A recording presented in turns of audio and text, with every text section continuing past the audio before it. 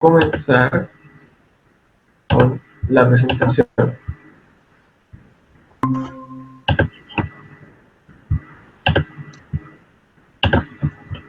Entonces, el tema que nos convoca es hacer este conversatorio sobre el análisis acústico de la voz, siempre en el contexto fonoaudiológico. Y esto nace de algunas conversaciones que hemos tenido con otros colegas. Vamos a estar grabando también para después dejarlo resubido en nuestras redes sociales y así lo puedan ver todo. La gracia de esto es generar una comunidad en la que podamos ir conversando distintos temas y esperamos que también a su vez esto sea el puntapié inicial para una serie de conversatorios, una serie de charlas donde toquemos distintos tópicos. Por ejemplo, el colega Daniel también ahora se está interesando mucho en temas de lenguaje infantil, desde una perspectiva mucho más moderna que la conservadora y clásica que teníamos de hace mucho tiempo atrás. Y es de la que nosotros veníamos también de pregrado, entonces es muy oportuno también ir tocando estos temas para que nos vayamos actualizando, ojalá en todo lo posible. Entonces, ¿cuál es el temario de la presentación de ahora? Partiendo de una breve introducción respecto a lo que era el análisis acústico como tal, per se, del análisis acústico de la voz, vamos a conversar brevemente en qué se origina y de qué se trata y qué es lo que busca. Vamos a hablar del análisis acústico clásico de forma más acotada también, cuáles son los problemas del análisis acústico clásico, vamos a ver por qué lo llamamos clásico y por qué queda un poquito también ya más atrás en la línea de tiempo y ahora aparece este nuevo análisis acústico actual, ¿sí? Del que va a hablar mayoritariamente el colega Daniel Pérez, y vamos a hablar también, vamos a hacer un pequeño taller de análisis acústico actual. ¿Por qué? Porque nos damos cuenta que muchas veces estos tópicos se conversan y se hablan, pero tiene poco de práctica, y como tiene poco de práctica, quedan acumulados en nuestra memoria, ¿cierto?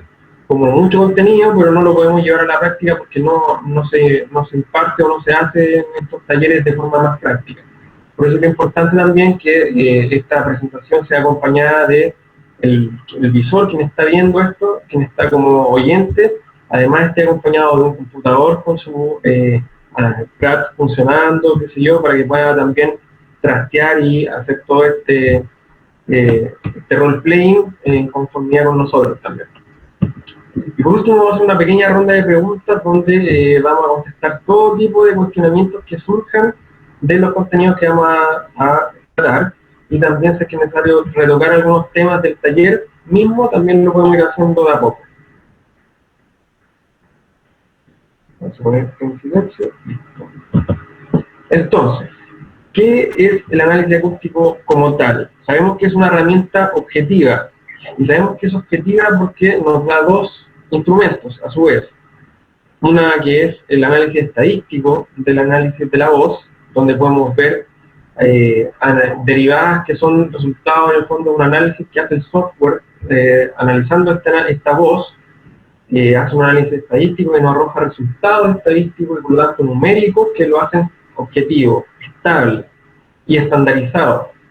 Podemos obtener eso que es sin interpretación y que nuestra única interferencia sería el cómo interpretar ese número de acuerdo a los valores normativos que tenemos. Por otro lado, tenemos también el análisis visual de nuestro análisis acústico, y ahí puede estar un poquitito algo más de subjetivo porque sí cae un poquitito más a la interpretación del observador o del examinador, en este caso desde el punto de vista del fonoaudiólogo, ¿cierto?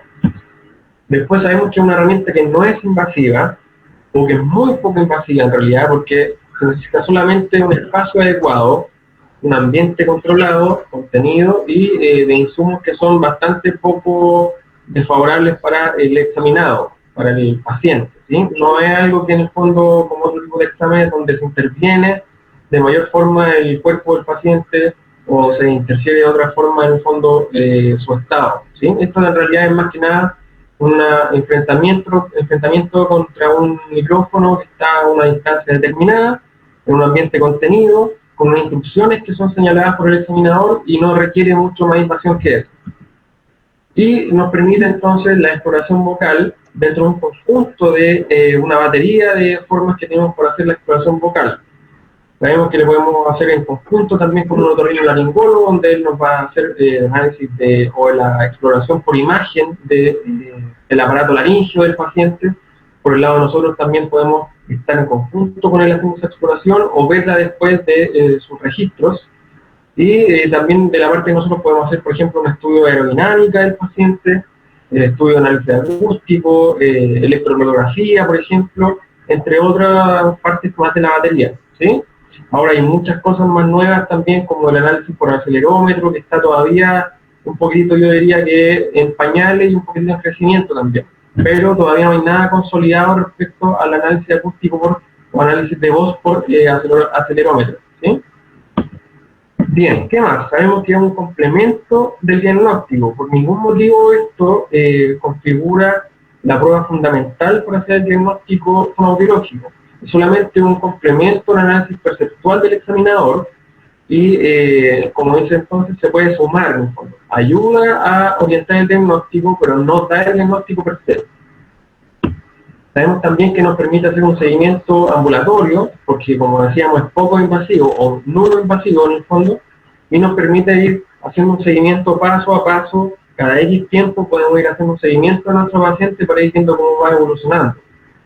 Además también permite hacer una retroalimentación de la voz del paciente, es decir, yo puedo usar el análisis acústico como medio evaluativo, pero también como medio terapéutico.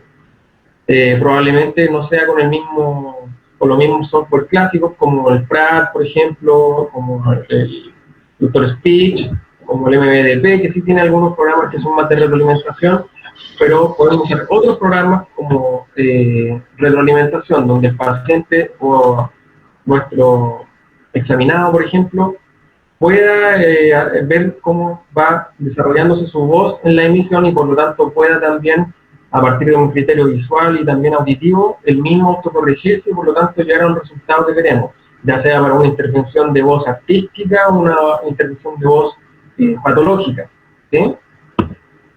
Después también nos da la posibilidad de corroborar la efectividad de las técnicas. Por lo mismo, como es un método evaluativo, podemos contrastar el antes, durante y el post de nuestra terapia, y de esta forma también podemos valorizar cuánto impacto tuvo nuestro rol terapéutico en el desarrollo de esta rehabilitación o de esta evolución de la voz de nuestro paciente. Y por último también sabemos que sirve como fines investigativos, ¿sí? Actualmente se hace mucha investigación en voz y siempre generalmente van acompañados también del análisis acústico como un apéndice de toda esta nueva investigación que se está dando. ¿Qué más? ¿Cómo obtenemos esta muestra? Podemos obtenerla, por ejemplo, de una muestra de una vocal sostenida. Típicamente se hace una vocal sostenida de la A, por ejemplo, donde se toman 6, 7, 8, 10 segunditos, pero se toman los 3 segundos intermedios, ojalá los más estables, para poder llevar a cabo este análisis acústico. Podemos hacerlo también con las otras vocales y vamos a tener también otra configuración formántica en la que podemos valorizar eso también. Podemos hacerlo también de habla conectada o habla encadenada y podemos hacerlo también en voz cantada, lo que nos va a dar orientación para fines de terapia, por ejemplo, en voz artística, en voz encadenada, también puede ser para voz patológica, o mezclar las tres. ¿Cómo es el proceso de esto y qué cautela debemos tener al hacer análisis acústico? Primero hay que tener en consideración el micrófono, y esto es muy importante porque es el medio por el que se captura la señal vocal de nuestro paciente. Por lo tanto, debe ser no un micrófono muy simple. Tampoco se puede decir algo de lo más sofisticado, pero sí tiene que cumplir con algunos criterios mínimos, ¿sí?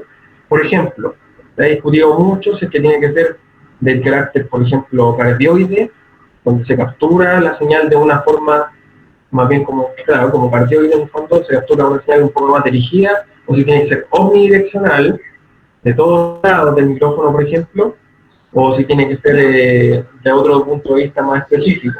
Lo cierto es que el micrófono va a estar sujeto a las necesidades y nuestras posibilidades también de nuestra consulta. Y voy a ahondar un poquitito en esto más adelante. ¿Por qué? Porque, por ejemplo, si yo tengo un ambiente que es no tan contenido, y quisiera eliminar un poquitito el ruido de atrás, por ejemplo, un ruido de fondo, un ruido de afuera, un ruido externo, puedo usar un micrófono de características cardioides, donde se captura la señal un poquitito más específica hacia la boca del paciente, y por lo tanto puede ser más unidireccional. Si yo tengo uno omnidireccional, quizás no me sirva tanto para ese contexto, porque voy a capturar también el ruido de afuera, y por lo tanto me va a ensuciar, me va a empañar el análisis acústico. Se discute también si es que tiene que ser de condensador, y lo más seguro es que tenga que ser de condensador, porque son los que tienen la tecnología para captar mejor la señal acústica de la voz.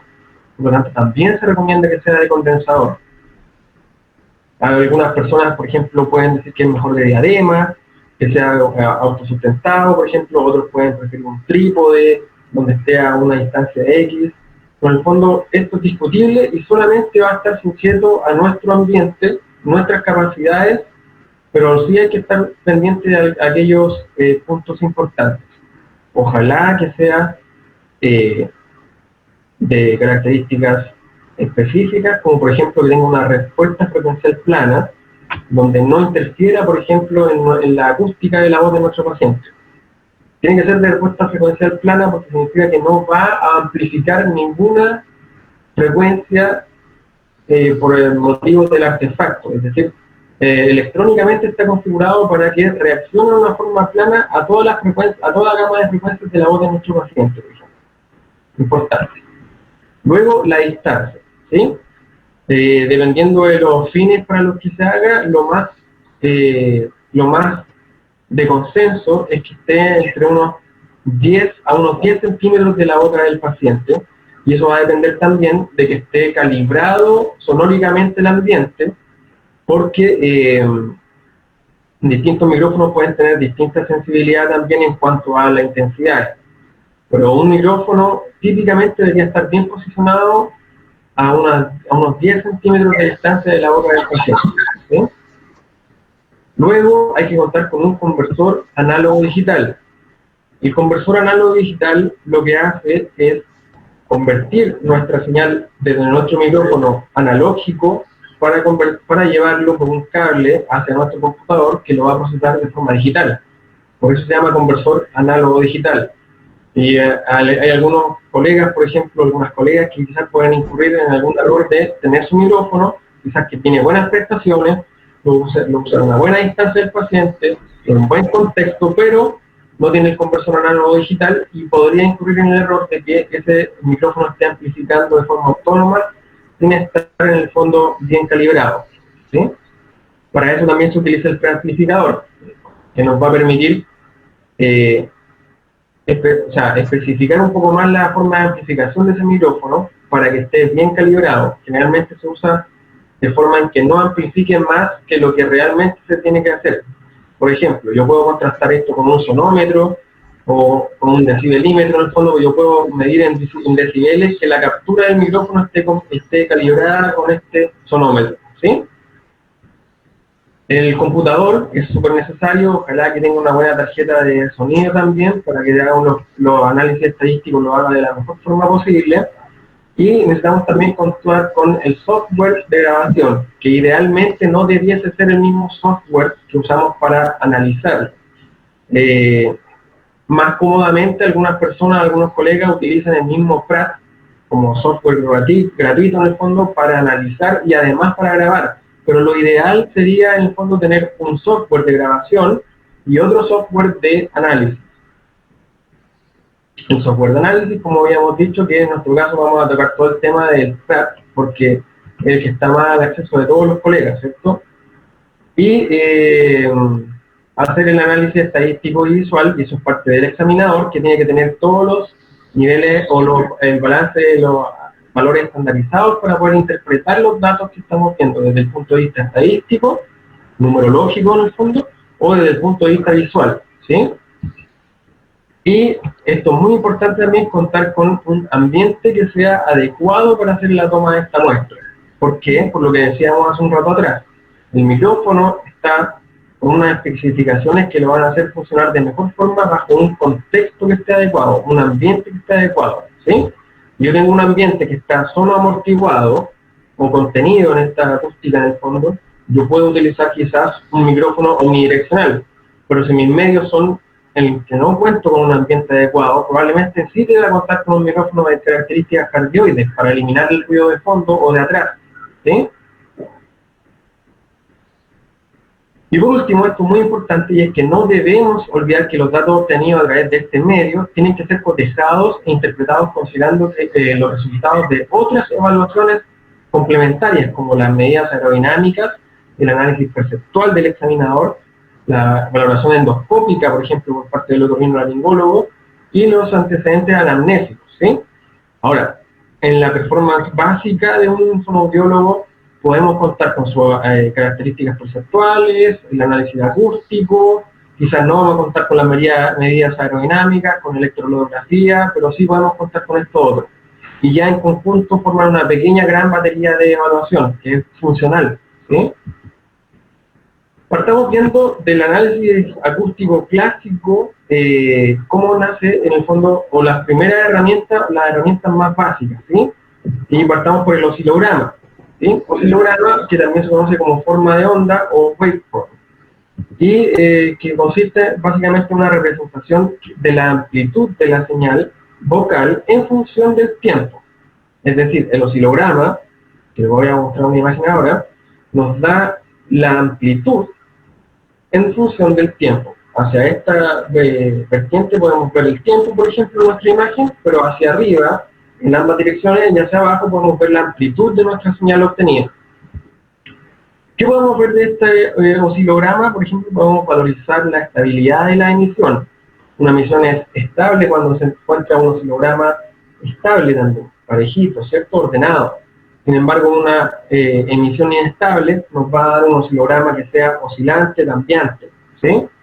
Donde cambia la amplitud de la señal en función del tiempo. Podemos ver también el inicio vocal o el ataque vocal, y aquí es importante quizás recomendar el no solo verlo en la producción de las vocales. ¿Por qué? Porque se puede empañar un poquitito esa evaluación del inicio vocal. También hay que verlo en situaciones de habla conectada, como habla espontánea, una lectura, por ejemplo, canciones también. Y podemos ver también el cuerpo de la emisión, ¿sí? Que es en el fondo la porción más central de este oscilograma. Podemos ver si es que se mantiene estable o si es que se mantiene inestable, variaciones, cada cuánto tiempo, ¿sí? Y por último podemos ver también la filatura o el final de la emisión, ver cómo cae ese final. Si es que cae de una forma más ascendente, por ejemplo, descendente, ¿sí? Y este es el oscilograma que obtenemos clásicamente en el programa Pratt, ¿sí? Bien. ¿Qué es el espectro, o FFT? Es una representación de la amplitud de los armónicos en función de su frecuencia. Generalmente yo explico esto de la siguiente forma. Vamos a ver después el espectrograma, que es un poco más conocido que el espectro como tal, ¿sí? Porque de hecho el espectrograma está configurado por muchos espectros, y es como si viéramos en simple, como si viéramos un pan de molde en el que nosotros cortamos rebanadas obteniendo el espectro. Por ejemplo, la gente ve el espectrograma y lo que está viendo ahí es un pan de molde en su bolsa completo, con todas las rebanadas juntas, ¿cierto? Pero cuando uno saca el espectro, lo que está sacando es un tiempo determinado de ese espectrograma, donde podemos ver la representación armónica de esa muestra de voz, por ejemplo. Se obtiene de una transformada rápida de Fourier, que es una fórmula que se le aplica en el fondo como un análisis estadístico que elabora el programa, el software de análisis, y que descompone la señal compleja en cada una de sus frecuencias especiales. Nos permite ver una visión estática del número y de la variedad de los armónicos en el perfil espectral. Vamos a verlo de la siguiente forma. Este es un análisis de espectro, SFT, donde tenemos toda la secuencia de armónicos desde el fundamental en el fondo hacia adelante, hacia arriba en el fondo en la frecuencia, y podemos ver también su amplitud o la sonoridad de estos armónicos. Podemos ver también cómo se configuran, cómo se distribuyen a lo largo del espectro frecuencial, y a partir de eso podemos hacer un análisis más bien visual. Podemos también obtener análisis estadístico de esto. Pero en general el espectro no es una herramienta que se esté utilizando mucho, porque se avanzó demasiado rápido en el fondo con el espectrograma para su utilización como análisis de voz, ¿sí? Y es el que vamos a ver ahora. El espectrograma, que es más conocido, que se utiliza más, y que es una representación completa de la señal en función del tiempo. Es decir, ya no es una tajada, sino es un continuo en el tiempo donde vemos cómo se representan todos estos sonidos y cómo van mutando en función del tiempo. Descompone la señal, que es compleja, en cada una de sus frecuencias parciales, al igual que el FFT, porque vemos que también es como un montón de tajadas juntas que se organizan a su vez en el tiempo, y que nos permite observar los armónicos, por ejemplo, cuando estamos viendo una banda estrecha, o los formantes en un espectrograma de banda ancha, ¿sí? Podemos ver también, valorizar el ruido de la señal, desde un punto de vista, todo esto desde un punto de vista más bien de criterio visual. Y también podemos ver, por ejemplo, típicamente se ve la presencia de subarmónicos, se ve presencia de soplosidad, tensión en la fonación, por ejemplo, y todo esto va a estar muy ligado, y algunos colegas se olvidan de que tenemos que tener un ambiente de trabajo limpio en cuanto a la densidad acústico. ¿Por qué? Porque podríamos tener un falso positivo en cuanto a ruido o a soplosidad o a ruido de la señal más bien, si es que tenemos un ambiente poco contenido en el fondo. ¿Sí? Por eso era importante que habláramos hace un rato atrás del micrófono y el ambiente insonorizado en el que trabajamos. Bien, aquí está el espectrograma. Clásicamente lo vemos, por ejemplo, este es un espectrograma de banda estrecha donde podemos visualizar los armónicos, toda la gama de armónicos en función del tiempo. Podemos valorizar entonces aquí, por ejemplo, si hay presencia de ruido, cómo está la distancia interarmónica, si está muy estrecha. En otro espectrograma podríamos ver que están muy separados, por ejemplo. Podemos ver si hay contenido subarmónico en alguna fracción de esa señal, entre otras cosas, ¿sí? Y este de abajo es un espectrograma de banda ancha, donde nos permite más que nada visualizar también la configuración formántica de la señal que estamos registrando. ¿Cuál es el problema del análisis acústico clásico? Principalmente esto, y es que nuestros pacientes, donde nosotros estamos trabajando, con quienes estamos trabajando, consultan a nosotros por patología vocal, ya sean circunstancias de voz hablada, típica, o de voz profesional, artística, por ejemplo, también. Y sea cual sea esos contextos, generalmente nuestros pacientes consultan por disfonía. Y el consultar por disfonía significa que implícitamente ese paciente no va a tener un espectrograma hermoso como el que estamos viendo. Por lo tanto, ese es el problema del análisis acústico clásico.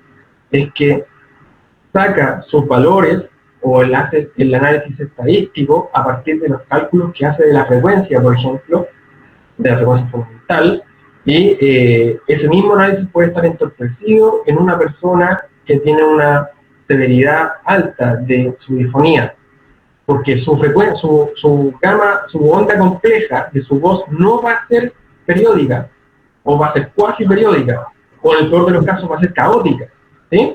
Entonces, ese es el principal problema, que el análisis acústico clásico se emplea mayoritariamente o es funcional para voces que están más cercanos a los parámetros normativos. Por lo tanto, no nos sirve mucho para una voz que es caótica, de una disfonía de severidad más bien alta, por ejemplo. Como este caso, que es una señal cuasi periódica, donde vemos un espectrograma de banda ancha, muy caótica en el fondo, y que no sería un buen candidato al análisis clásico, de análisis acústico clásico, ¿sí? ¿Qué problema tenemos? Que índices como el Jitter, Shimmer, HNR, NHR, son índices que se obtienen y que necesitan cierto grado de periodicidad en la señal para ser aplicados. Por lo tanto, cuando tenemos un paciente con una voz cercana a lo normal, nos podría funcionar bien este análisis acústico clásico. Pero ¿qué pasa con aquel paciente, que es el mayoritario que nos consulta a nosotros, con una disfonía más bien moderada o más bien severa, donde esa periodicidad de la señal no está? Lo que pasa ahí es que el análisis está empañado, por lo tanto no es tan objetivo realizar este análisis clásico en voces que tienen más bien una disfonía de carácter moderada a severa. Entonces, para estos casos, la evaluación de la voz patológica debe comenzar solamente con una espectrografía para clasificarla, ¿sí? Es decir, nosotros tomamos su voz, la analizamos desde un punto de vista primero de criterio visual y la clasificamos. ¿Cómo la clasificamos? Según la clasificación que postula la NCBS, ¿sí? Y lo clasifica en tres tipos. Por ejemplo, el tipo 1, que está relacionado a una voz normal o con una disfonía muy leve, con vibraciones casi periódicas o periódicas, en mi caso una voz normal, y una clara estructura armónica, ¿sí? ¿Qué podemos hacer aquí? Podemos aplicar todos los índices de perturbación y de ruido. Podemos aplicar toda la espectrografía y análisis de criterio visual que conocemos y hacer el análisis perceptual típico. Pero el problema es que nuestras voces de nuestros pacientes, generalmente con disfonía, son moderadas a severas, no vienen así, y vienen con espectrografías más bien de este tipo, que son más bien voces patológicas, con modulación y subarmónico, y que son señales casi periódicas, que no son periódicas per se, por lo tanto no están bien ordenaditas, y por lo tanto el programa se ve empañado para realizar este tipo de valoraciones.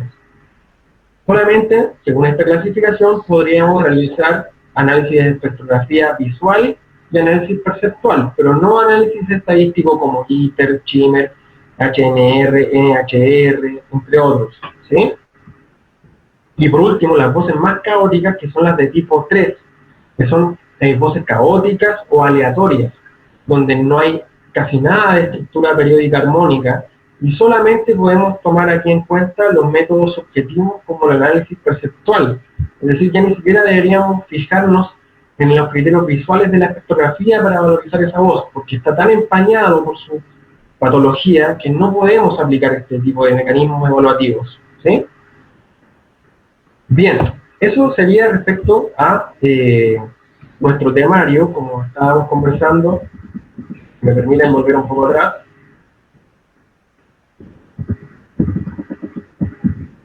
Nuestro temario incluye el análisis acústico clásico, que ya lo vimos, los problemas del análisis acústico clásico, y ahora Daniel Pérez, nuestro colega, va a ahondar en el análisis acústico actual, en qué estamos ahora, cómo lo estamos haciendo ahora, qué es lo más adecuado y para dónde va, ¿sí?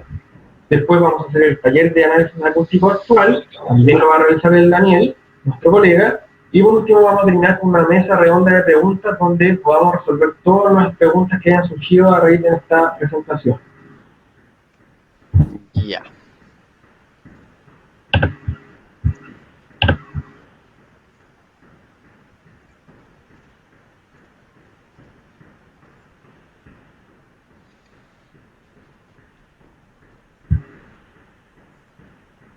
Ya. Juan, si me puedes confirmar, ¿se está viendo mi pantalla en este momento? ¿Se ve? ¿Se ve? Perfecto. Sí, No, déjame ver bien. No, solamente veo tu cámara en este momento. solo mi cámara. Sí, Pero... déjame comprobar que no sea un error mío. Ahora sí, Daniel. ¿Sí? Sí, Ya, ahora sí. perfecto. A ver, bueno, primero me presento, mi nombre es Daniel Pérez, soy fonoaudiólogo, egresado de la misma casa de estudios que Juan. Esta iniciativa, ya le doy el crédito a Juan por tomar esta iniciativa que llegó con esta propuesta para mí. Yo obviamente le dije que sí, por eso estoy acá. Así que aplausos para Juan por haber tenido esta iniciativa que siempre es bueno compartir eh, todo tipo de conocimientos, por poco que sea, ¿ya? Eh, Respecto al último que mencionó Juan, que ahora vamos a ver lo que, claro, correspondería al análisis acústico de la voz en la actualidad. eh, Mencionar, ¿ya?, que estos no son los horizontes, ¿ya? Esto no es la barrera del conocimiento en cuanto a análisis acústico actual de la voz, ¿ya? Vamos a introducir un poco el tema, vamos a ver los principales parámetros que podemos utilizar. Yo diría quizás los más estudiados, quizás los más eh, los que más nos podrían dar seguridad a nosotros al momento de utilizarlos en una consulta con un cliente real. ¿Ya? Eh, Habiendo dicho esto, comencemos. El análisis acústico de la voz en la actualidad. Esto de clásico y actual, que mencionamos tanto Juan como yo, no es una nomenclatura como que uno pueda encontrar por ahí, no es algo como que esté definido. ¿Ya? Esta manera que utilizamos nosotros para decir que algo es más clásico, más tradicional o más actual, es simplemente basado en los métodos que se utilizan o utilizaron para analizar la voz. Bien, ahora, ¿cómo se diferencian los métodos que mencionó Juan con los métodos que mencionaré yo? El análisis acústico de la voz, bien, cuando se realizan estas medidas de perturbación de la señal, llámense jitter, shimmer, HNR, NHR, estas medidas lo que hacen es tomar un punto, ¿cierto?, de generalmente la frecuencia fundamental. Toman por así decirlo, la onda, ¿bien? Ustedes se imaginan una onda acústica, entonces estas medidas lo que hacen es buscar una onda que sea periódica, ¿cierto? Que sea representativa de una señal de voz, que es una onda periódica, y la sigue. ¿Qué significa eso? Una vez que el programa detecta esta onda periódica, la toma, la sigue y a partir del seguimiento de esta onda periódica va determinando la inestabilidad o la estabilidad que tengan estos a lo largo del tiempo. Por ejemplo, en el caso del análisis de la perturbación de la intensidad, como lo sería el shimmer, lo que hace es seguir, como había dicho recién, seguir esta onda acústica ir comparando los picos que tiene esto ciclo a ciclo, ¿cierto? Para determinar si es que la intensidad se mantiene.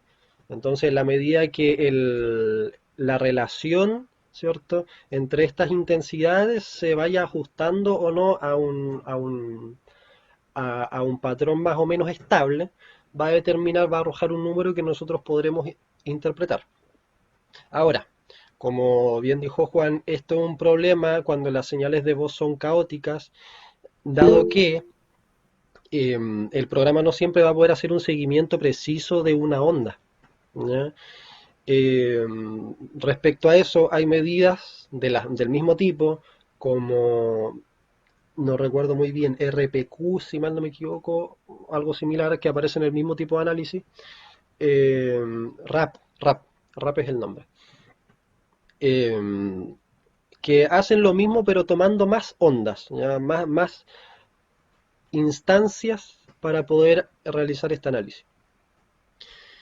Ahora, el análisis acústico actual lo que realiza es tomar grandes cantidades de información, ¿no? Toma grandes muestras y esas grandes muestras genera a través de procesos de algoritmos, ¿cierto? Y de procesos matemáticos y también estadísticos muy elaborados, lo que hace es generar promediaciones, ¿ya? De determinados fenómenos, ¿ya? En el caso de lo primero que veremos, ahora vamos a ver lo que es el análisis de espectro de largo término. ¿Ya? El análisis de espectro de largo término, eh, que también se podría llamar, como mejor traducido al español, un análisis de la media de los espectros. ¿Ya? O sea, este tipo de análisis lo que hace es ponderar una serie de espectros de la voz, ¿cierto? Generando medias sobre determinadas bandas frecuenciales. Me explico. Estos tres ejemplos de acá, el alfa ratio, la relación entre L1 L0, L1 L0 ratio, y la relación entre las bandas del 1 a 5 kHz y del 5 al octavo, o sea, perdón, desde los 5000 a los 8000 Hz, o 1518, perdón, 1558, son momentos dentro del espectro de la voz, ¿cierto? Momentos dentro de un espectro de la voz que se ponderan. Se toman varios espectros de la voz, estos se ponderan para dar una mayor estabilidad, ¿cierto? y de esta manera vamos midiendo relaciones entre distintos segmentos. Por ejemplo, la relación L1-L0, que es la relación entre el primer formante, perdón, entre el primer segmento armónico y el segundo, em, no es nada más que una toma de muestra entre las bandas de 50 Hz a 300 Hz, comparado versus los 300 Hz y los 800 Hz que estarían dentro de la banda siguiente, ¿ya? De esta manera podemos obtener información específica sobre segmentos específicos del tracto vocal, ¿ya? Por ejemplo, ¿qué es lo que ocurre entre ese segmento que acabo de mencionar? Bueno, que es una señal que acaba de salir de las cuerdas vocales, ¿cierto? Que acaba de generarse la frecuencia fundamental y esta frecuencia fundamental acaba de realizar sus primeros armónicos y estos primeros armónicos son los que nosotros queremos analizar. Entonces, este análisis de espectro ponderado, ¿cierto? Este análisis de espectro de largo término nos permite esto, poder analizar segmentos específicos de nuestro tracto vocal en cuanto a su comportamiento acústico, lo cual es demasiado útil. En el caso del L1, L0, esta medida nos permite obtener información que podemos interpretar como si es que las cuerdas vocales están vibrando de manera más hipofuncionales o más hiperfuncionales, dependiendo de si es que este valor se desvía positiva o negativamente respecto al 0,05, que es el valor más o menos base que tiene esta medida. Entonces, repito y me explico una última vez más respecto a esta medida. Analiza un segmento específico del tracto vocal en cuanto a la posición temporal en la que ocurren los fenómenos acústicos, y en este caso del L1 L0 específicamente entre los primeros armónicos que se generan una vez realizada la primera frecuencia, la frecuencia fundamental, y, y de esta manera saber si es que la cuerda vocal se está comportando de manera más hiperfuncional o hipofuncional con un valor, ¿cierto?, de referencia en 0 o 0,05 para los más detallistas. Siguiendo con lo que sería alfa ratio, ¿ya? O pendiente espectral, también se conoce, spectral tilt en inglés, es nuevamente una medida que observa el comportamiento de una región frecuencial específica dentro de nuestro conjunto de espectros, ¿cierto? Que se ponderan, que se realiza una media de todos estos. Y el segmento en este caso es entre los 50 Hz y los 1000 Hz en la banda baja, y en su banda más alta es entre los 1000 Hz y los 5000 Hz. Eh, La medida de alfa ratio o pendiente espectral nos permite saber la velocidad con la cual la energía va perdiéndose en la emisión vocal. Entonces, de esa manera podemos saber cosas como, por ejemplo, la velocidad del cierre glótico, ¿no? Eh, si es que hay un mayor valor de alfa ratio, ¿cierto? Estaríamos hablando de una glotis que cierra muy lentamente, ¿no? ¿Por qué? Porque si una glotis tiene un coeficiente de cierre, ¿cierto?, mayor al adecuado, va a estar perdiendo más energía en su emisión, ¿ya? De la misma manera podemos hacer el cálculo contrario, un valor más alto, perdón, más bajo de alfa ratio, nos va a determinar si es que hay muy poca pérdida de energía en la emisión. Entonces, ahí podríamos estar hablando, por ejemplo, de una voz que es demasiado estridente, que tiene demasiada energía en exceso. Eh, Básicamente eso sobre esta pendiente espectral. El análisis puede dar para mucho más que eso, ¿eh? Para los que quieran investigar, también vamos a dejar bibliografía con Juan de esto, de todo lo que estamos viendo ahora. Eh, Continuando con 1518, esta relación entre el 1 kHz, 5 kHz, 5 kHz y 8 kHz. Esta medida a grandes rasgos nos da información sobre la, la presencia de ruido, ¿ya? Es una medida un poco más general que además observa también o sea, perdón, armónicos que están en el en la zona más superior del tracto vocal y nos arroja información sobre la presencia de ruidos anormales, ¿cierto? De aperiodicidades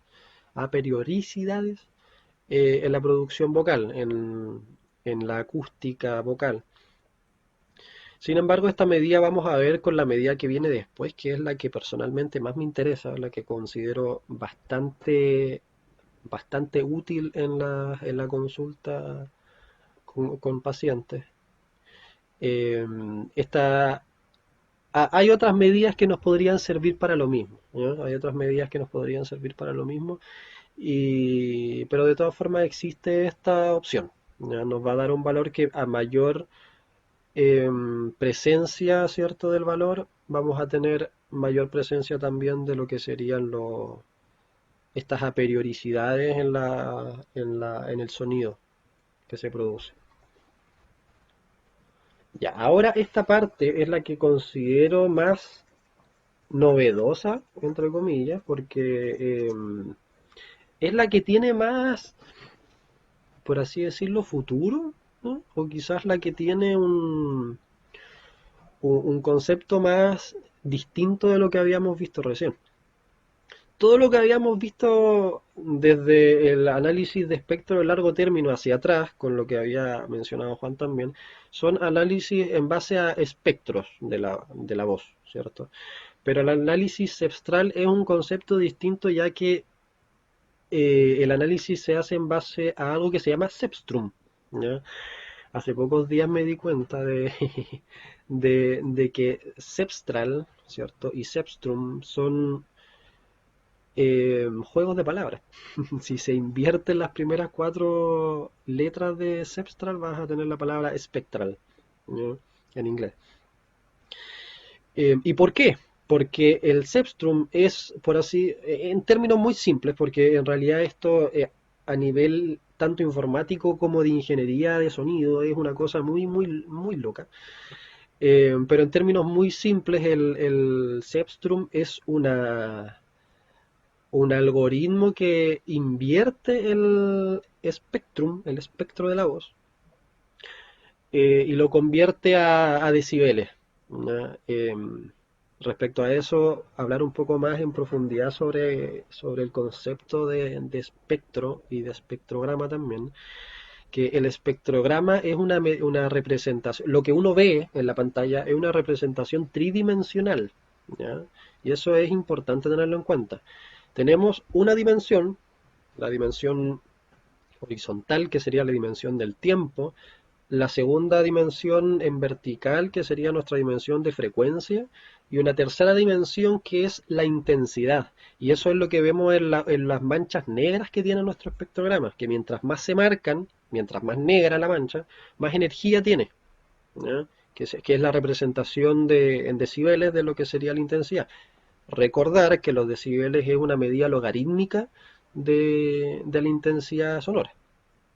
Eh, entonces lo que hace el Cepstrum es básicamente tomar todos estos conceptos que les acabo de mencionar, invertirlos y agregar una serie de filtros matemáticos para tener un acabado mucho más preciso y un seguimiento de la voz muy preciso, ¿no?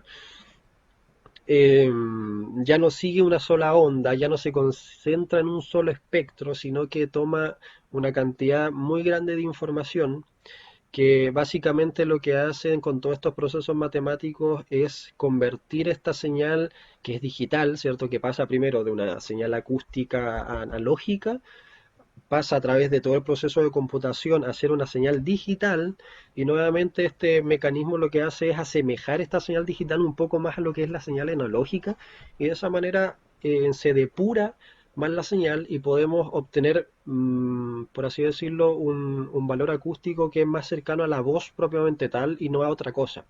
Entonces, ventajas del análisis cepstral es que es muy poco sensible al ruido externo.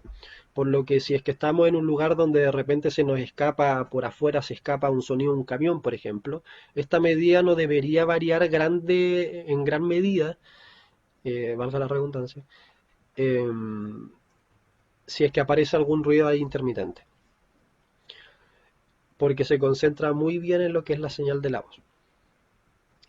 Ahora, tenemos acá dos valores, el CPP-S y el CPP. El CPP es un tipo de análisis espectral, que es el que nos compete a nosotros, y que es un análisis de la prominencia, se llama prominencia de pico septral. Lo que se ve ahí en pantalla, no sé si, a ver, creo que puedo colocar un puntero, sí, acá. En esta parte, ¿cierto? Podemos ver una serie ¿cierto? Una serie de picos acá, más bajitos, y acá vemos que hay un pico de prominencia, un pico que es mucho más prominente que los demás, ¿ya? Entonces, el programa lo que hace es tomar esto y hacer una serie de cálculos que en el fondo nos va a arrojar lo que nosotros le vayamos a pedir. En este caso, lo que se pide en general es que nos den medidas de qué tanto ruido o de qué tan periódica más que nada es la voz. Eh, y es bastante sensible respecto a los análisis acústicos perceptuales que se hacen de la voz, en este caso lo que sería el HIRDAS. Se han realizado muchos estudios en el cual se correlaciona positivamente al CPP, tanto como al CPPS, la prominencia de pico septral con los valores del HIRVAS, específicamente o especialmente relacionado con lo que sería ronquera, soplosidad y aspereza, ¿ya? Eh, Básicamente eso es, ¿ya? El análisis, el CPPS es el mismo concepto, en prominencia de pico septral, pero suavizado, ¿ya? Esto es, ¿qué significa esto? Lo que hicieron acá, el que empezó con esto fue un investigador de fonética acústica, si mal no me equivoco, de una universidad estadounidense, que ideó un algoritmo, ¿no? Un procedimiento matemático, ¿cierto? Para mejorar esto, para que el análisis sea aún más preciso y los valores que arroje sean aún más estables, mucho más certeros, mucho más sensibles y mucho más específicos para específicamente en lo que él quería hacer era para soplosidad, para la relación que tenía esto con la soplosidad en la voz. Y lo logró. Lo logró también que se siguió estudiando la medida, se siguió generalizando a otras cosas y empezaron a hacer estudios más específicos sobre poblaciones, incluso se han generado valores normativos en habla inglesa, en habla hispana y anda y a saber en qué otros países y lenguas también se ha normalizado. La cuestión es que esta última medida, la prominencia de pico septral suavizado, es de todas las que hemos visto ahora, quizás la que tiene mayor evidencia o que nos puede, por así decirlo, ser más férrea que las demás en términos de la confiabilidad que le podemos tener a ese valor. Ahora vamos a ver por qué, ¿no? Y cómo nos puede ayudar esto también en la clínica, ¿no? Em, Nada más que explicar acá, creo que es bastante gráfico la diferencia entre la prominencia de pico septral normal con la prominencia de pico septral suavizada. Eh, Cabe decir, cabe mencionar que ambos valores son bastante buenos, ¿no? De hecho, uno puede hacer análisis de CPP sin tenerle mucha envidia a un análisis de CPPS, que es básicamente el mismo análisis, ¿ya? Solo que uno puede tener mayor confianza en este último, en el CPPS, dado por lo que expliqué recién. Acá tenemos algunos datos descriptivos, ¿cierto? Respecto a estas medidas, acá hay mezclas de medidas cestrales y espectrales que consideran el LTAS principalmente, lo que vimos recién de análisis de espectro de largo término. Tenemos algunas medidas, unas medias, ¿cierto?, en hombres del pico, de la prominencia de pico septral en hombres y mujeres, ¿cierto? Básicamente este es el que más nos importa respecto a lo que vimos nosotros ahora, ¿ya? Vamos a ver la siguiente tabla, lo mismo pero en lectura de pasajes, lo otro fue en vocal sostenida, ¿cierto? producción de vocales, ahora es lectura de pasajes, acá tenemos los valores, ¿cierto? Para que le quiera sacar una foto si es que lo considera pertinente o necesario. Eh, este es el valor relevante, el resto son comparaciones del mismo estudio. Y acá ya tenemos datos normativos sobre lo que sería el CPPS, ¿ya? Una media y una desviación estándar normativa para hombres y mujeres de habla hispana. Ahí aparece, ahí aparece la cita correspondiente, nuevamente para el que quiera tomar un pantallazo. Eh, y nuevamente les comento de que es un valor bastante estable debido a su estabilidad es tanto que nosotros podemos hacer pre y post de nuestras sesiones fonoaudiológicas, ¿cierto? En voz, y incluso tener un valor que nos vaya dando a nosotros cierta certeza de que vamos avanzando en una determinada dirección, en que va efectivamente, objetivamente, ¿cierto? Disminuyendo el ruido de la voz de esta persona de sesión a sesión. ¿Ya? Es un valor bastante útil. Acá tenemos más evidencia, ¿cierto?, sobre, en este caso, la prominencia de pico cepstral común y corriente y valores de LTAS, ¿cierto? En este caso el L1, L0, Low High Ratio, que en este estudio realizado por la Hacha demuestran diferencias significativas entre grupos, ¿cierto? Y en este caso se analizaban personas con hipofunción y voz normal.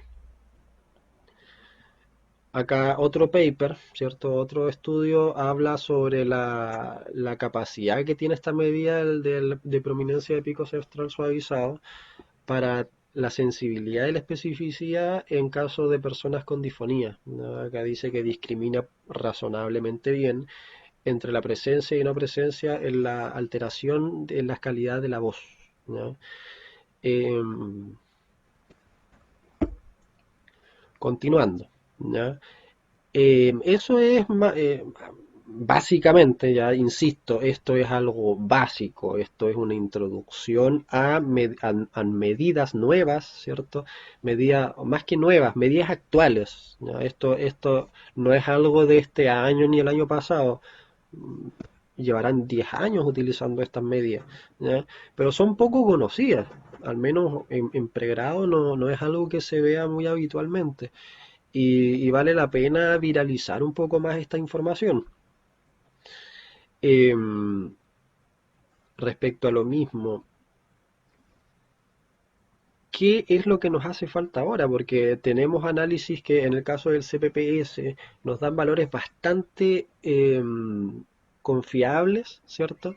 No del todo confiables, pero bastante confiables respecto a la calidad de la voz, ¿ya? Respecto a la calidad que tiene una voz, lo cual nos permite, por ejemplo, hacer un seguimiento, como les mencioné, sesión a sesión, de cómo esta calidad de la voz va avanzando hacia un determinado objetivo. En el caso del análisis de largo término del espectro, también podemos saber si es que la persona está realizando menor hiperfunción respecto a una mayor hiperfunción o mayor hiperfunción respecto a una hipofunción, tratando de alcanzar un objetivo. Y así con las distintas medidas, en el caso del alfa ratio, de la pendiente espectral, podemos ver pacientes que tienen mucha pérdida de energía de su voz porque el contacto cordal que está realizando no es el más adecuado, de repente está haciendo un contacto cordal, muy poco contacto cordal o demasiado contacto cordal. Entonces podemos fijar, o más que fijar, podemos tener un parámetro que nos va a decir a nosotros, nos va a retroalimentar a nosotros, a los terapeutas, nos va a ir retroalimentando para poder saber si es que los procedimientos que estamos realizando son los más adecuados o no son los más adecuados para la persona específicamente que tenemos al frente, ¿ya? Es, por así decirlo, una seguridad que nosotros podemos ir teniendo de manera un poco más objetiva y no solamente un parámetro acústico que muchas veces, no muchas veces, siempre, este parámetro acústico requiere mucho entrenamiento, ¿ya? Mucho entrenamiento, mucha experiencia y muchas veces es poco demostrable para otros profesionales que no son de nuestra área. Y esa cosa eso último también es súper importante, poder mostrarle a otras personas los avances, ¿cierto?, de las terapias de manera más objetiva, de manera más concreta, poder mostrarles también a nuestros mismos pacientes, explicarles, ¿sabes qué? Mira, este valor significa tal cosa, y en tu caso está muy elevado, el objetivo que vamos a tener de acá a tanto tiempo va a ser disminuirlo, y de esa manera también vas a tener una voz, por así decirlo, menos ruidosa, más limpia, etcétera, dependiendo de la persona con la que estemos tratando. Eh, Se me olvidaba un punto respecto a el análisis de largo término. Hay muchas medidas de esto, ¿ya? Hay muchas medidas de análisis de largo término, como les dije. Estas medidas buscan momentos específicos dentro de un conjunto de espectros que se ponderan. Por lo tanto, podemos tomar muchos lugares distintos del tracto vocal, entre comillas tracto vocal, porque lo que vemos acá es los armónicos, ¿cierto? Entonces, vemos por así una representación acústica del tracto vocal. Entonces podemos tomar diferentes partes de diferentes tamaños de estas representaciones acústicas del tracto vocal para que nos arrojen diferente información. Hay medidas como el speaker formant, ¿cierto? Que se usa mucho en locutores y cantantes para determinar la calidad de su voz, ¿cierto? Y también otras medidas un poco más depuradas, se podría decir, como lo que sería el Singing Power Ratio, SPR, y que también arroja información específica, más específicamente en cantantes sobre la energía y la estabilidad de esta energía en los armónicos del segmento más alto del espectro, ¿no? Y de esa manera se puede determinar si es que la calidad de las técnicas que utilizan los cantantes están siendo bien ejecutadas o no, de una manera más objetiva y no tanto dependiendo del oído musical de una persona. Cosa que podría llegar a ser bastante útil para fonoaudiólogos que trabajan en voz cantada y no necesariamente son cantantes, ¿ya? Lo cual es un desafío bastante importante, ya que la voz cantada requiere de mucho conocimiento del canto. No, no es necesario que seas tú el que cantas, pero tienes que conocer cómo lo hace tu cantante, el cantante que estás atendiendo, para poder ayudarlo, ¿no? Entonces estas medidas vienen a ayudar un poco a aquellas personas que quizás no tienen un oído tan fino o tan entrenado y necesitan un valor más objetivo, o también a las personas que tienen un oído entrenado, pero de todas maneras necesitan una forma más objetiva de ellos mismos irse retroalimentando o para poder retroalimentar a los demás y también de esa manera ganar cierta confianza uno mismo y la confianza de los demás respecto a las prácticas que uno va teniendo. Em, Nuevamente, volviendo a esto, ¿qué nos hace falta? Muchas cosas nos pueden hacer falta. Es cosa de preguntarnos qué quisiéramos que haga este análisis por computadora. Para eso también hay que definir cuáles son los problemas que tenemos actualmente. Y se podrán impresionar muchas personas en que en realidad las limitaciones que nos ofrece la tecnología ahora son bastante menores en relación a lo que nosotros podemos ofrecerle a la tecnología que haga por nosotros. Me explico. Em, Actualmente se podrían hacer predicciones mucho más precisas, ¿cierto?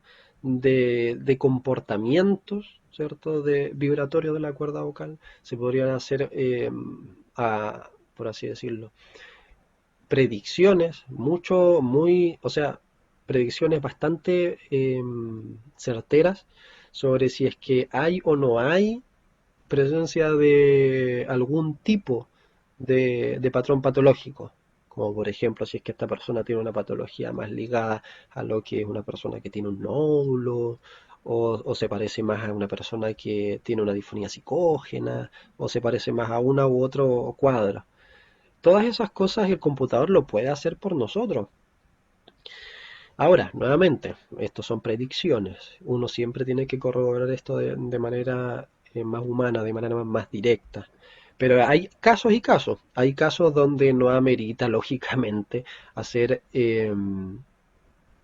una examinación quirúrgica de repente de determinadas masas que al observarlas simplemente por encima, ¿no? Al observarlo en una videoestroboscopía, eh, son múltiples las investigaciones que afirman que saber o determinar si es que, por ejemplo, una determinada patología es un pseudoquiste, un pólipo, un nódulo, etcétera, un edema, no siempre es tan fácil de calificar a simple vista, a pesar de tener una imagen muy buena. Y muchas veces se tiene que recurrir a estudios directos, o sea, palpar la masa para determinar si es que eso es una u otra cosa. Entonces, esas palpaciones permiten saber, por ejemplo, de qué es lo que tiene adentro la masa. Tendrá agua, tendrá células, tendrá sangre, tendrá pus. ¿Qué tiene? ¿Entienden? Tiene mayor concentración de colágeno, está más rígido, menos rígido, etcétera. Entonces, esas configuraciones de masa, esas configuraciones físicas, ¿cierto?, de la estructura, son perfectamente identificables en su comportamiento acústico.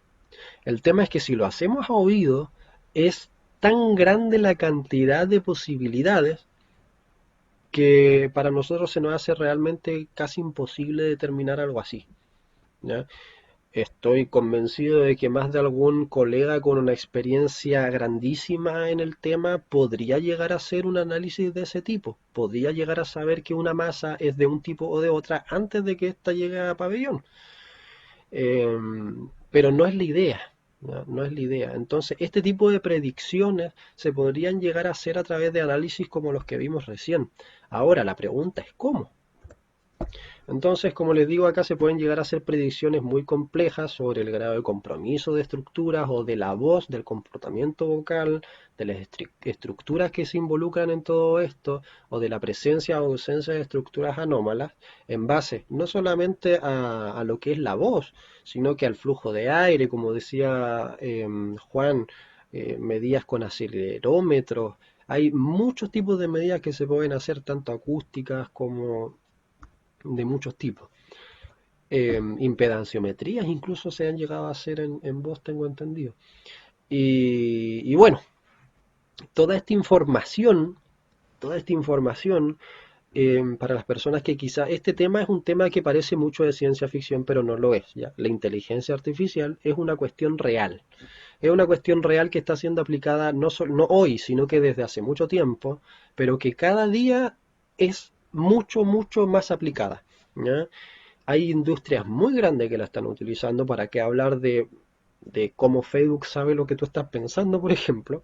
Ya lo hacen con inteligencia artificial. No hay una persona o un equipo de personas investigando lo que todos nosotros hacemos, sino que hay un gran cerebro computacional procesando enormes cantidades de datos, ¿ya? O sea, enormes. ¿Ya? No son 100 ni 5000 archivos Word. ¿Ya?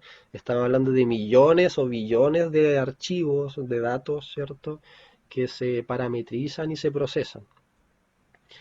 Y esa inteligencia artificial que funciona en Facebook, Instagram, todo lo que son redes sociales, todo lo que es comercio, grandes empresas, funciona también en medicina. Ya los médicos están aprovechando actualmente tecnologías de inteligencia artificial para, por ejemplo, las guías quirúrgicas, que estas máquinas que hacen cortes, ¿cierto? Muy precisos, utilizan inteligencia artificial para eso, ya para reconocer estructuras, reconocer espacios, reconocer distancias, reconocer presiones, ¿cierto? Reconocer la presión que hace el médico y poder eso ponderarlo a algo, escalarlo, ¿no?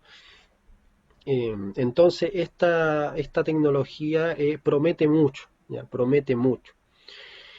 Y bueno, ¿cómo lo hace? A través de mecanismos como aprendizaje de máquina, ¿cierto? Y modelado por ordenador, o modelado por computador en español chileno, eh, que permite hacer estas cosas que la verdad son increíbles, ¿ya? Son increíbles. La inteligencia artificial a grandes rasgos permite hacer cómputos que podríamos llegar a hacer las personas, ¿no? No son tan inteligentes como nosotros, pero pueden llegar a ser mucho más útiles que nosotros en tareas específicas, ¿ya? Eh, Tareas específicas como por ejemplo, quiero que este programa determine si es que esta persona tiene, qué sé yo, nódulos. ¿Ya? Entonces se puede entrenar a una inteligencia artificial enseñándole que los nódulos se comportan de esta manera. ¿Cómo le enseñamos eso? Le damos una serie de parámetros, que eso los fonoaudiólogos no lo hacen los ingenieros. Le dan una serie de parámetros que nosotros los fonoaudiólogos le vamos a decir a los ingenieros, oye, ¿sabes qué? Una difonía de nódulos tiene esto. Entonces el ingeniero toma todos estos datos, los recoge, los procesa, los piensa él para convertirlos a este lenguaje nuevo y nosotros también tenemos que hacer lo que aparece acá en verde, juntar grandes, enormes repositorios de datos que actualmente, según lo que yo en mi ignorancia tengo entendido, posiblemente no existan, ¿no? Existen muy pocos. ¿Ya? Entonces, tarea pendiente para todos los fonoaudiólogos, generar bases de datos, ¿ya? Generar grandes bases de datos, recolectar muchas voces, determinar muy bien si es que estas voces son una cosa u otra, y de esa manera esta información se le va a entregar a estas máquinas para que puedan procesarlas y aprender. Así una máquina va a aprender que un nódulo se comporta de determinada manera y después le vas a pasar una voz que no es nódulo y te va a decir, esto no es un nódulo, esto es otra cosa, pero no es un nódulo. ¿Ya? Y va a ser especialista en reconocer nódulos. Por ejemplo, esto es solo un ejemplo. Esta tecnología no existe, pero puede existir de acá al corto plazo. Y para que exista, requiere de iniciativa, requiere de mentes que estén sedientas, ¿cierto?, de hacer cosas nuevas y es una alternativa hacia el futuro. ¿No? Cuando hablamos del futuro de esto, es esto. ¿No? No son propuestas específicamente de mejorar algoritmos o esto, porque los ingenieros se preocupan de eso. Nosotros nos tenemos que preocupar de nuestras bases de datos, preocupar de definir muy bien nuestras observaciones para poder generar y también tener las iniciativas para presentarla con otros equipos de profesionales eh, que necesitan esta información para poder operar. Ahora, una vez conversado sobre este temita, vamos a pasar a lo que es el taller de análisis acústico para poder verlo más concreto, ya que lo grueso de esto es lo concreto, ¿cierto? Aplicar esto con pacientes. Vamos a hacer este taller de análisis acústico con lo que es el PRAT. Ay, no me sale. Ahí está. Ahí saqué la presentación. Juan, si quieres prender tu micrófono, estaría estupendo para que yo no esté solito acá. Sí, Eh, quería recordar también que en el chat dejamos un enlace a toda la bibliografía que utilizamos en esta presentación para que sea consultada después con calma también y puedan tener los mismos datos, valores estadísticos también, sin ningún problema. Estupendo. Ya, ¿algo que decir, colega, con respecto a lo que conversamos recién? Daniel. Ya, continuemos. Oye, respecto a esto último, te informo que eres absolutamente partícipe del análisis que vamos a hacer ahora. Ya, Espérate, déjame ver. Yo de momento lo veo bien, tu pantalla. ya. Vamos a ver si es que nos Estoy en puede el decir prat el... ahora, ¿eh? ¿Ya? Sí, yo lo ¿Sí? veo perfecto. A ver, Ya, estupendo. coméntenme también en el chat si es que se ve la pantalla. Sí, o cualquier duda que tengan para que la vayamos resolviendo en tiempo real y esto no sea tan monótono, ¿eh? Em, ya, voy a ver si Aquí, aquí, alguien aquí gente dice que no se ve. no se ve. Diablo.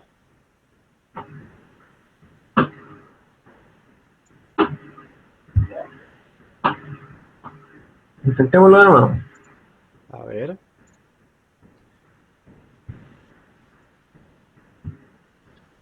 voy a voy a volver, dejar de presentar, presentar.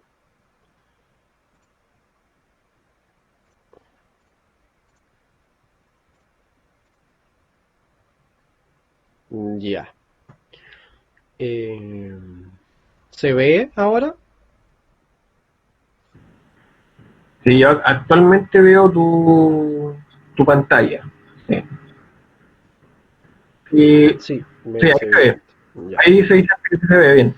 ya, entonces ahora estoy en lo que es el Prat.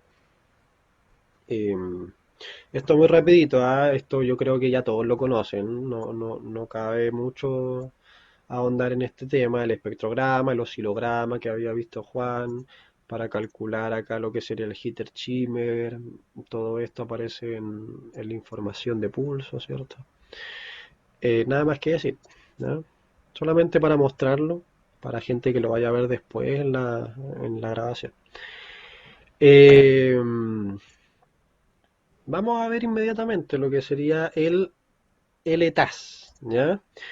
Bueno, asumo que la gente sabe abrir un archivo en Pratt, ¿cierto? Acá buscan su archivo en Open, lo seleccionan y le aparece en la pantalla de objetos. Nuevamente, vamos a ver acá lo que es el LTAS, el análisis de largo término, ¿cierto? Del espectro. Vamos a elegir la opción de Pitch Corrected, ¿ya? Vamos a apretar, ¿cierto? Acá seleccionamos los parámetros. Generalmente uno deja los parámetros tal cual están ahí de fábrica. Si es que uno es cómodo, puede acá colocar 8000. ¿Ya? Ahora les voy a decir por qué. Esta es la frecuencia máxima de análisis que vamos a realizar. Le ponemos OK. Ya puede ser 5000 o puede ser 8000, va a depender del análisis. Hay un análisis de los que vimos en la presentación que es la relación 1558 que llega hasta los 8000 Hz, pero las otras relaciones no llegan hasta tan arriba, entonces no es necesario. Ya, entonces, una vez seleccionamos las opciones que les acabo de comentar en Spectrum, LTAS Pitch Corrector, ¿cierto? Lo apretamos, seleccionamos los parámetros, nos aparece esto, un cuarto objeto, un nuevo objeto, digo. Un nuevo objeto que es la versión LTAS del sonido que habíamos seleccionado. Entonces, en Query, vamos a ir a Get Slope y nos va a dar el lugar donde vamos a seleccionar o donde le vamos a decir a la máquina el rango de bandas que vamos a analizar. Para hacer como habíamos visto en la presentación, para hacer L1, L0, colocamos los siguientes parámetros, 50, 300, 300, 800, con un método de ponderado de lo que sería la energía, que es lo que aparece acá. ¿Ya? Y damos OK. Y nos arroja en esta voz, que es una voz difónica, este valor. ¿Ya? Habíamos dicho en la presentación que un valor de L1 L0 tiende a estar cercano al 0, 0,05 más precisamente. En este caso se dispara hacia los positivos, ¿ya? En este caso da 6,7, 6.7, lo cual es un valor bastante alto. ¿Ya? En este caso, este paciente efectivamente tiene una disfonía y esta disfonía es bastante hiperfuncional. ¿Ya? Es muy hiperfuncional, tiene mucho golpe glótico y también tiene mucha pérdida de energía, tiene mucho escape de aire. eh, y bueno, es lo que se ve en este valor. Nuevamente, ahora vamos a query con el mismo objeto, que es la vocal sostenida de letas. Vamos a GetSlope y cambiamos el rango de frecuencia. Ahora colocamos 50.000, 50 a 1000 y de 1000 a 5000, que sería nuestro alfa ratio, nuestra pendiente espectral. Eh, en este caso, yo no les dije en la presentación el valor más o menos de referencia, es que insisto que está en la bibliografía que dejamos en el chat. Más o menos este valor debería estar o sea, posicionado cercano al menos 15, ¿ya? Menos 15 con una desviación estándar de 2,3 aproximadamente para voces, en este caso de mujeres, ¿ya? Em, el caso de esta persona llega hasta los menos 11, ¿ya? Lo cual también se señala que está un poquito fuera de norma, ¿cierto? Lo que podría en este caso,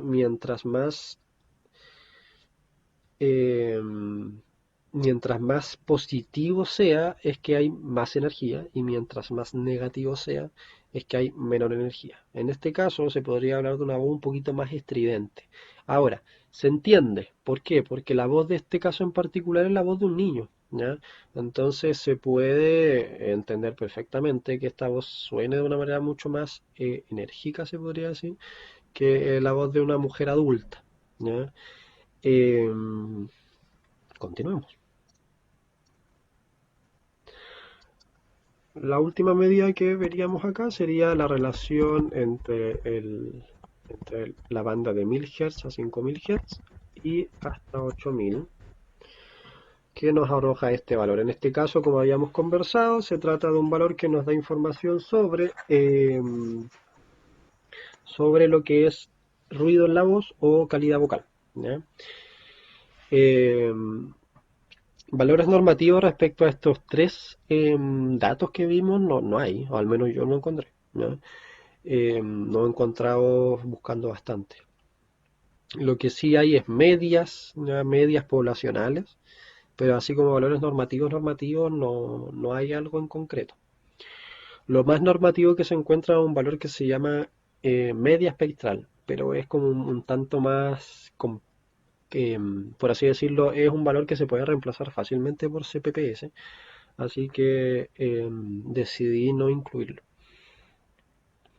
Nuevamente este valor se asocia a soplosidad, ¿ya? Y, y es un valor que debe ser siempre negativo, ¿ya? Mientras más positivo es, hay más presencia de soplosidad, ¿ya? Este valor, si mal no recuerdo, debería estar cercano a los menos 20, ¿ya? En este caso se va muy hacia positivo, los menos 13, lo cual es sumamente coherente con la voz que se ve, ¿ya? Em, Ahora, esto es el ETAS, ya no tiene mucha ciencia. Lo más importante es, voy a repetir el procedimiento, lo más importante es esto.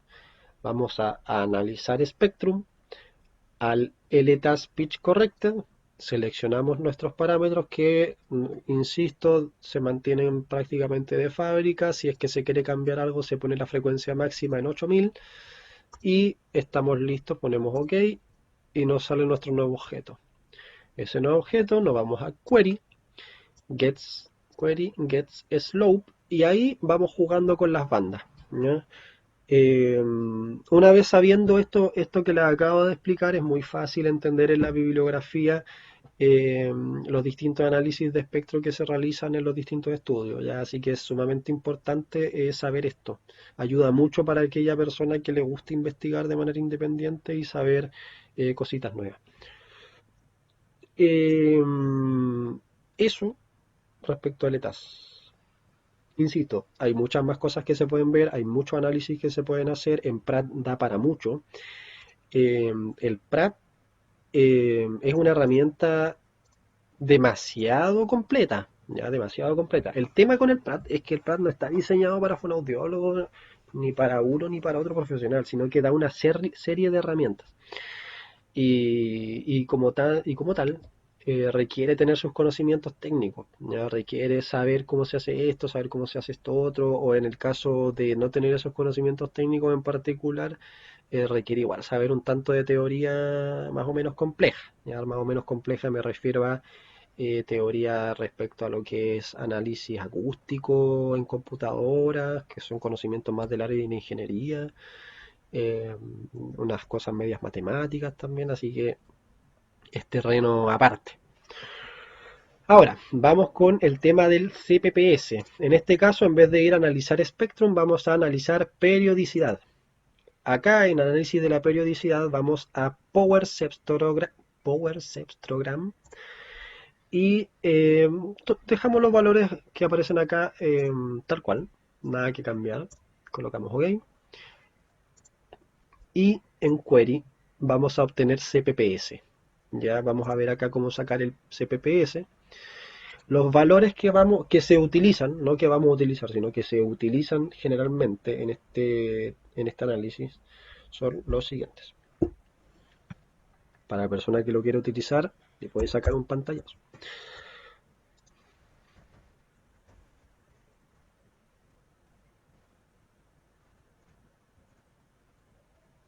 Listo. Acá están los valores. ¿Ya? Los voy a dejar ahí un momentito para que los puedan ver, los puedan apreciar. La interpretación de cada uno de los valores no me pidan que la haga, ¿ya? Porque es algo muy específico. Pero saberlo nunca está de más. ¿Ah? Vale la pena saber qué significa cada uno de estos parámetros. Voy a colocar OK y me va a dar un valor. Demora un poco en procesar la información por lo demás. Porque, nuevamente, como vimos durante la presentación, el Cepstrum es un análisis que es súper complejo y hace mucho cómputo. Acá tenemos el cómputo. 7.7. Ya, valores normativos. Vamos a nuestros valores normativos. Esta es una señal de... Ay, perdón.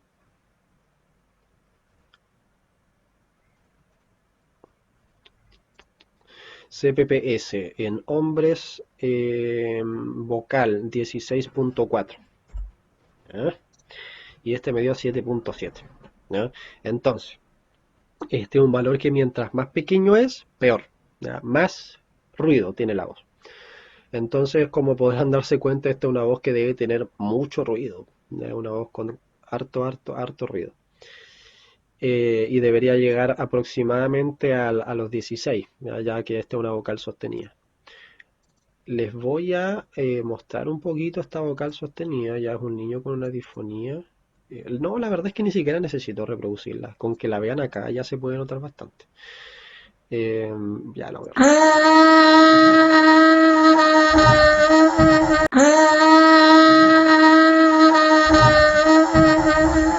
ya, no sé si la habrán escuchado, ¿Bien? pero ¿se escuchó?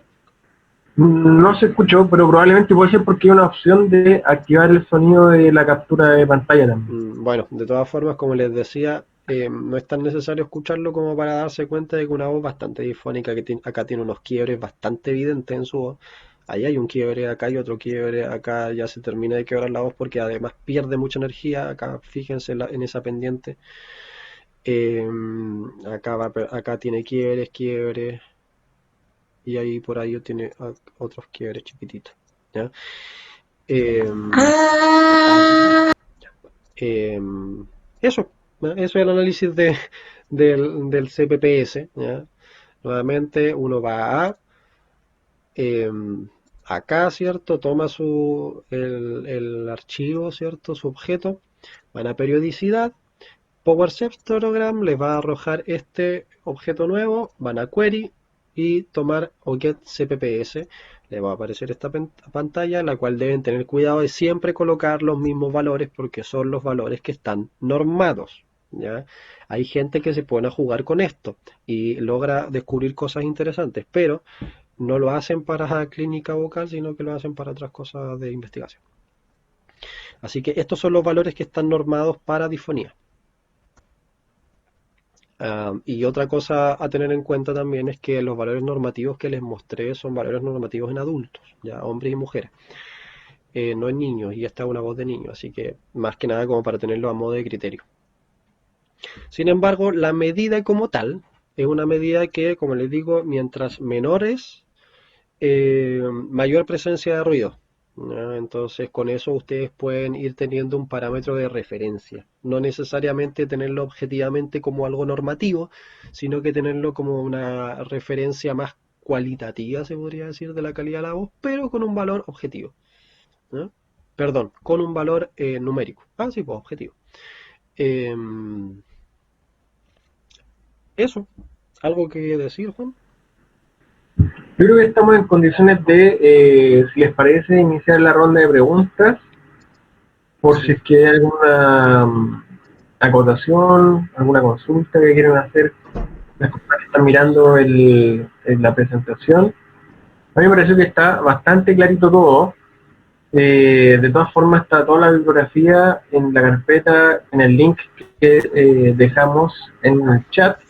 Y para el momento de subida de este video también es probable que lo pongamos para que esté a disposición de todo aquel que quiera informarse más también, ahondar más en el tema, sobre todo porque es la forma de análisis acústico actual que se está utilizando la que deberíamos empezar a estandarizar entre todos los colegas, porque ya está un poquito más desactualizado aquel análisis de acústico clásico del que todos fuimos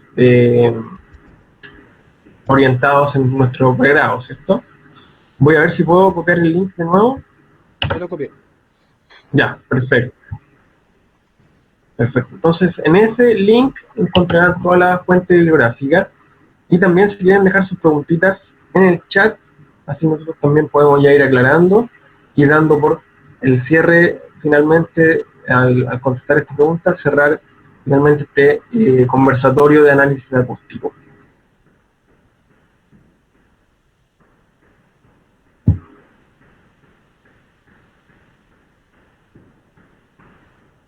No sé si hay alguna pregunta. Si no, yo mismo quiero hacer una pregunta. De los parámetros que vimos, se pueden aplicar todos, por ejemplo, Daniel, en análisis con vocal sostenida o pueden también ser extrapolados a habla encadenada, por ejemplo. Son perfectamente extrapolables, ¿ah? ¿Me escuchas, cierto? Sí, se Ah, escucha ya. bien. Son perfectamente utilizables tanto en vocal sostenida como en habla encadenada. De hecho, en los valores normativos que mostré aparecen vocales sostenidas y aparecen hablas encadenadas, ¿ya? Eh, si mal no recuerdo, en el caso del CPPS está mejor pensado, sí, para habla encadenada que para vocal sostenida. No por la estabilidad de la información, sino por la cantidad de información que te ofrece a ti. ¿Ya? O sea, te va a decir, mientras más información tú le des al algoritmo, más te va a decir lo que tú quieres saber. Si es que, en este caso si es que la persona tiene o no tiene ruido en su voz y qué tanto ruido tiene.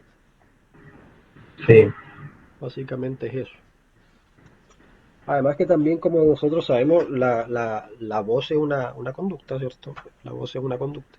Y como toda conducta es muy variable de persona a persona y es muy variable en su misma producción, pues. O sea, una emisión vocal va a ser distinta a la siguiente y sucesivamente así, ¿ya?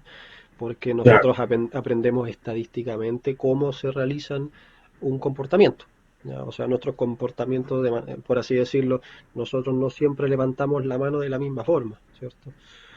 Eh, Porque tenemos una estadística en nuestra cabeza de cómo se realiza un determinado comportamiento y en este caso aplicado a la voz es lo mismo.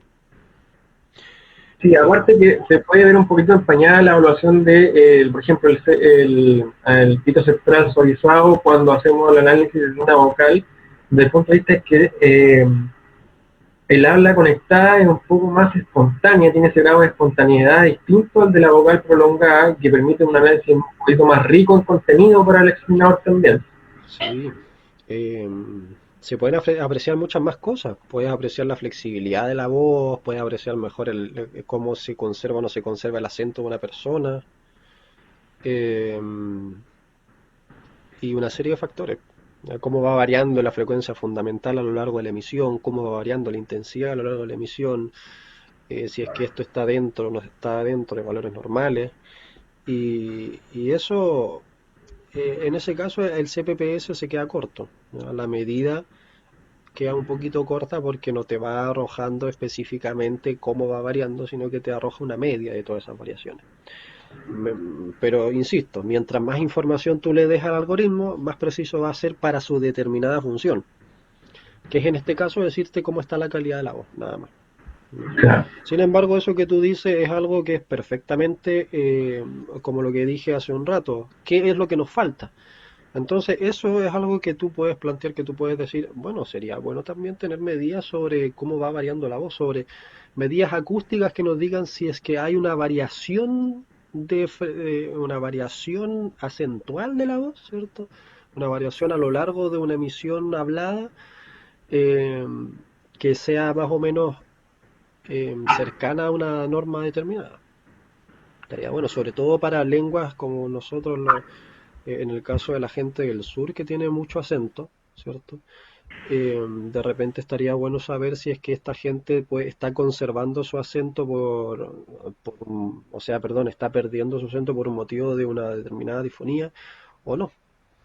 Hay gente que llega diciendo, yo ahora estoy hablando distinto a como hablaba antes, y eso es un dato muy vago, y, y de repente tiene que ver con eso mismo. Y de repente uno no siempre escucha una voz así evidentemente difónica, entonces hay que tener mucho cuidado con esas cosas y tener un valor numérico que nos pueda dar luces sobre eso, de repente siempre está bien recibido. Bien, bien, perfecto. ¿Te parece si parece que no hay más preguntas? Así que ¿te parece si damos por finalizada la